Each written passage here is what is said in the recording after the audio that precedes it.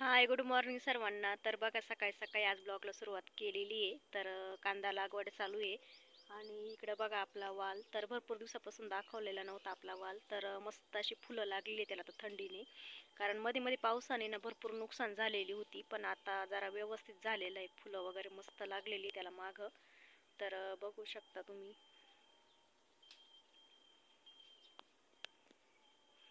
आणि रेन पाईपावरती आपल्याला कांदे लागवड करायची, पण पाईप वगैरे काही पसरवलेली नाही आहे अजून.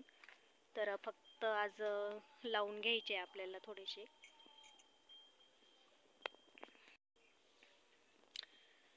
तर आत्तापर्यंत पावसाने तर भरपूर पाठ पुरवलेली, कारण एवढे वावरं मागे जे दिसते ना पूर्ण अजून वल्ले वावरं आहे.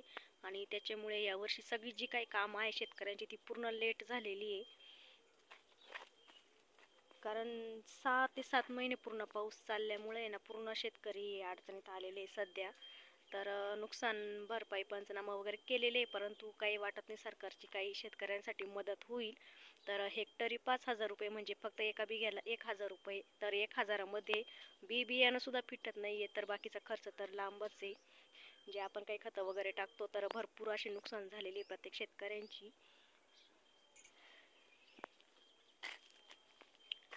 तर 2-3 दिवसापूर्वीची जी बातमी आहे बरं का, तर 3 वर्षाच्या मुलीवर बलात्कार झालेला आहे. तर सरकार एका दिवसामध्ये खूप काही करू शकतं. नोटबंदी करू शकतो, मुख्यमंत्री बदलू शकतो, पण फक्त जे काही अन्याय होते तर त्यांच्या विरोधामध्ये लढण्याची सरकारमध्ये ताकद नाही आहे. कारण 3 वर्षाच्या मुलीवर बलात्कार झालेला आहे, तर तुम्ही विचार करा ती मुलगी. आणि सर्वात महत्त्वाचं, थोडी जरी आपल्याला काटा टोचला तरी आपल्याला वेदना होतात. तर त्या मुलीचा चेहरा हा जो आहे तो पूर्णपणे दगडाने ठेचलेला आहे.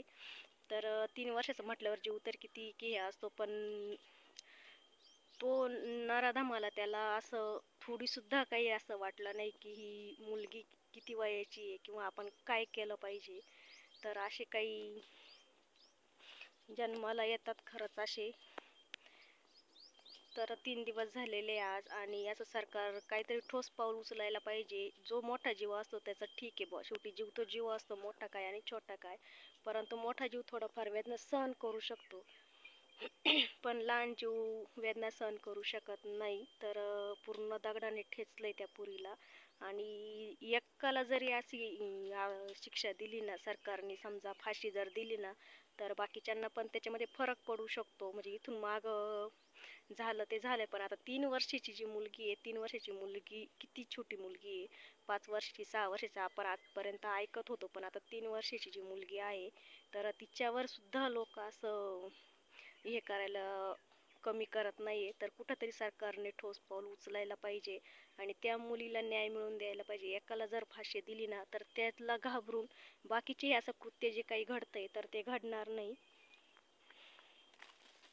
तर त्याचा निषेध म्हणून काहीतरी सरकारने पाऊल उचलायला पाहिजे. तर काय वाटतं मंडळी, कमेंट करून नक्कीच सांगा. सरकारने याच्याबद्दल एकाला तरी फाशी द्यायला पाहिजे किंवा नाही पाहिजे.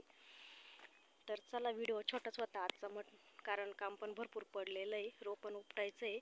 तर कसा वाटला व्हिडिओ कमेंटमध्ये नक्की सांगा. आवडला तर लाईक शेअर करा, नवीन असेल तर चॅनलला सबस्क्राईब करा. पुन्हा भेटू उद्याच्या व्हिडिओमध्ये. तोपर्यंत सर्वांना बाय बाय.